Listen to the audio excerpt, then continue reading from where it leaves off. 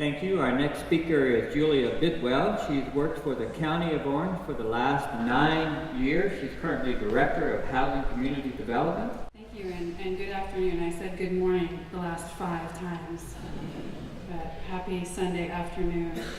Julia Bidwell, so I've been working for the County of Orange for the last 19 years.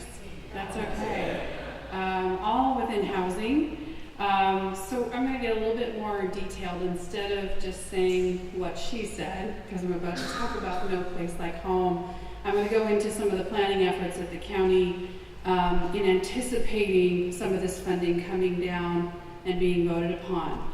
No Place Like Home in particular, as was just mentioned, was already legislation that came out in 2016. The state has been planning for No Place Like Home, but through waiting for the court validation process and now this ballot, they've not stopped moving forward. In fact, the state has now put out what they call a notice of funding availability for No Place Like Home funds, and banking on this proposition being passed, having a first competitive round for developments to get an allocation of this funding starting in January of 2019.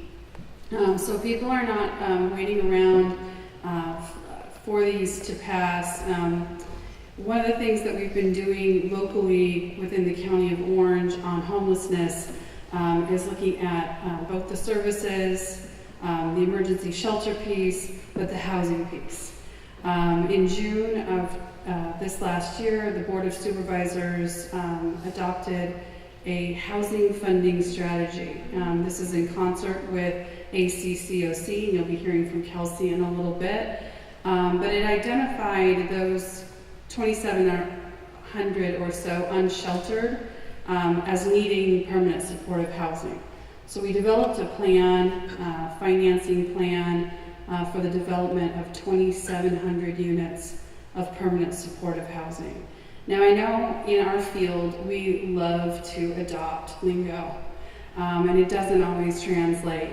Really, permanent supportive housing is just housing affordable to those individuals but who need ongoing case management and services. The permanent part is that so long as the individual honors the lease, just like you would in a rental situation, that they can stay there permanently.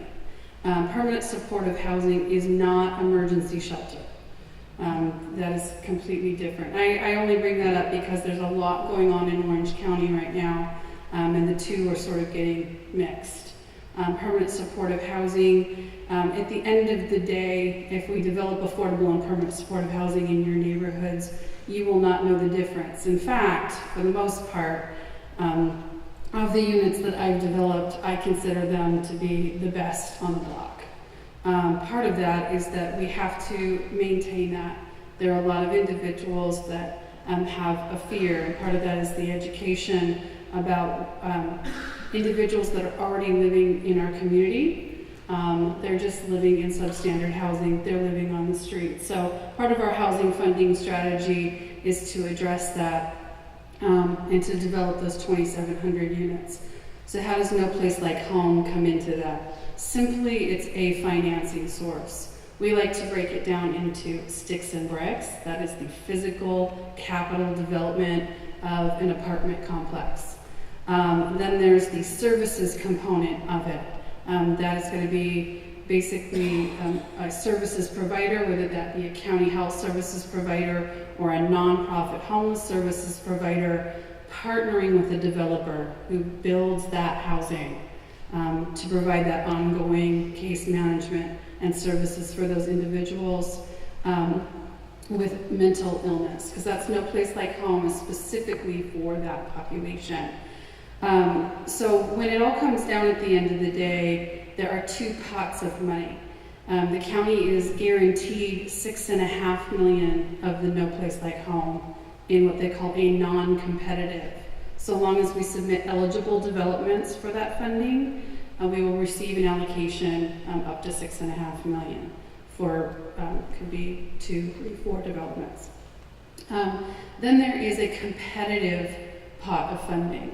Orange County can submit beyond the $6.5 million, but they would have to compete against other counties for that funding for those developments. We are thinking that we could seek up to $40 to $60 million of that for Orange County for the development of this housing. So I'm not going to get super technical, but just so that you know that that funding is slated to come specifically down to Orange County, specifically for the development of the housing, and then we would partner the services with that come through the Mental Health Services Act funding that is the basis for No Place Like Home. We are not planning as much for SB3 because it is a true proposition. It hasn't gotten going quite yet, and Kelsey will mention some of that in some of the slides that she has. If that passes, then we anticipate there being a mechanism to go after that funding, again for development and services of housing. So everything that we're doing right now is in that regard. For No Place Like Home, again, the $6.5 million or the $40 to $60 million that we may get. There have already been pieces of legislation that have been passed that don't have to go through a ballot and don't have to go through a court validation. The voters already passed SB2 this last year, and it has begun allocation to Orange County, I believe, around $15 million. In the first round, and that's for homeless, a wide range of homeless services, including emergency shelter, rapid rehousing, could be landlord incentives. Right now we have individuals that are walking around with the ability to pay rent, with a voucher, or a nonprofit has given them a source of money such as rapid rehousing, but there are not existing landlords that will rent to them in this current market. It's definitely a high-cost market, and individuals, and that's by choice. Nobody forces a landlord into any of these programs. It's voluntary to participate. So we have some programs that may be landlord incentives within that pot of money. So we already have some funding that's coming down, and then we have a one-time allocation of money. I'm getting it wrong. It's called HEAP. It was a budget allocation. The county received funding. We also received a budget allocation of $5 million to support the Bridges at Kramer shelter that was developed in Anaheim for emergency shelter. So there are a lot of pieces of funding that were not there prior to this past year that are now coming for the development of permanent supportive housing. Again, that definition, that's like an apartment complex with services for individuals that are homeless and they may have mental illness or some other disability. So we're looking forward to putting that within our 2,700 unit plan. That goal, again, is over 7 years that we hope to have that build out. And it will take a lot of coordination and cooperation amongst all the cities and the county. So I'm up for that. I hope that you are too, and I want to just thank you for having me come speak today.